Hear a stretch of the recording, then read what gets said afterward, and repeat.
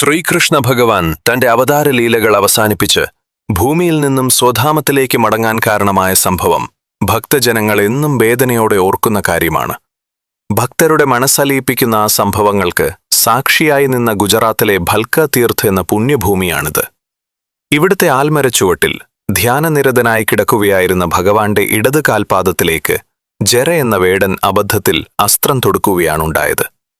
ഇത് ഭഗവാന്റെ സ്വർഗാരോഹണത്തിന് നിമിത്തമായി മാറി. അവസാന സമയത്ത് ഭഗവാൻ ഏത് ആൽമരച്ചുവട്ടിലാണോ വിശ്രമിച്ചത്, അതേ പുരാതനമായ ആൽമരത്തിന്റെ തന്നെ പിൻഗാമി പരമ്പരയിൽപ്പെട്ട ആൽമരമാണ് ഇന്നും അതേ സ്ഥാനത്തു തന്നെ ആ ക്ഷേത്ര സമുച്ചയത്തിൽ നിലനിൽക്കുന്നത്.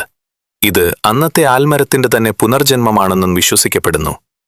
ഈ മരച്ചുവട്ടിൽ പ്രാർത്ഥിക്കുന്നത് മോക്ഷപ്രാപ്തിക്ക് കാരണമാകുമെന്നാണ് ഭക്തരുടെ വിശ്വാസം. ഇന്ന് ഭൽക്ക തീർത്ഥിലുള്ള മനോഹരമായ ക്ഷേത്രത്തിനുള്ളിൽ ഭഗവാൻ കാൽമേൽ കാൽവെച്ച് കിടക്കുന്ന രൂപത്തിലുള്ള ഒരു വിഗ്രഹമുണ്ട്. ഭഗവാന്റെ കാൽക്കൽ കൈകൂപ്പി ക്ഷമാപണം നടത്തുന്ന വേടന്റെ രൂപവും കാണാം. കേൾക്കുന്നത് പോലും പുണ്യം നൽകുന്ന ശ്രീകൃഷ്ണ ഭഗവാന്റെ കഥകൾ തുടർന്നും ലഭ്യമാകുവാൻ ഈ ചാനൽ സബ്സ്ക്രൈബ് ചെയ്യൂ. ഓം നമോ ഭഗവതേ വാസുദേവായ.